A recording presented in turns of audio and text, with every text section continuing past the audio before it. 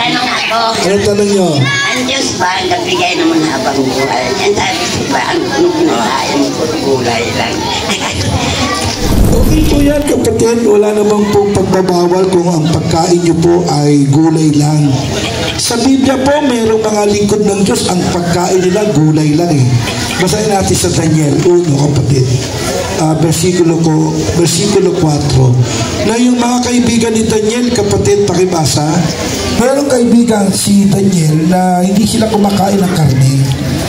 Eh, tama naman yung kapatid. Kung gulay lang kakainin mo, mas advantage na medyo mahaba ang buhay. Yun po. Pero hindi naman masamang kumain ng karne.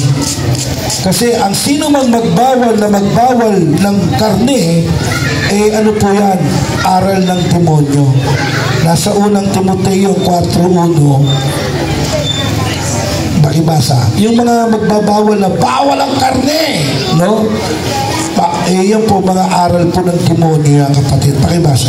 Ngunit hayag na sinasabi ng Espiritu na sa mga huling panahon ang iba'y magsisitalikod sa pananampalataya at mga kikinig sa mga espiritong mapanghikayat at sa mga aral ng mga demonyo. Ano ba aral ng demonyo sa 3? Na ipinagbabawal ang pag-aasawa at ipinag-uutos na lumayo sa mga lamangkati.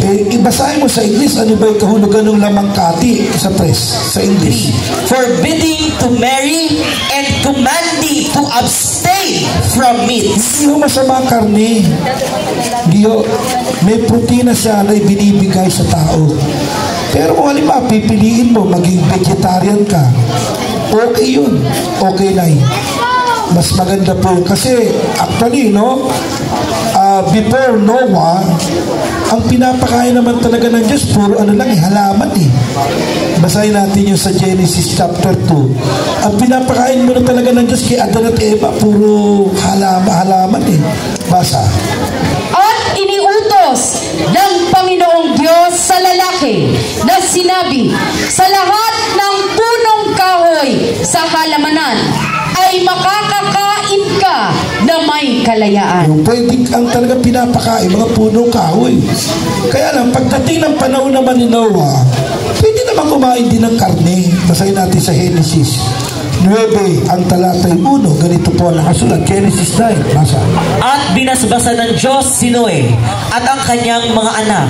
At sa kanila'y sinabi, kayo'y magpalaanakin at magpakarami at inyong kalatan ang lupa. Tuloy. 3.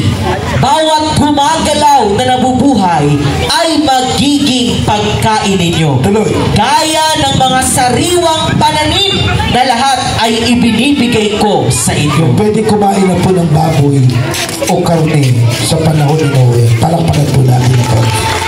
Salamat Daya, thank you po. Nakakatulong yun. Pero ang paghaba ng buhay, hindi naman sa gulay lang eh. Saan ang paghaba ng buhay, kapatid na Chick-Jay? Pakibasa sa magandang balita Biblia, Kawikaan 10:27. Pakinggan niyo po. Ang paggalang at pagsunod sa Panginoon ay nagpapahaba ng buhay. Okay, nanay. Ilan taon na kayo? Ilan taon na kayo? 93. 93? 96? Ilan na kayo, Nay? Ilan? 96. 4 na taon na lang kayo sa Bible Forum. Meron na kayong 100 pesos. 100 pesos. Magkano?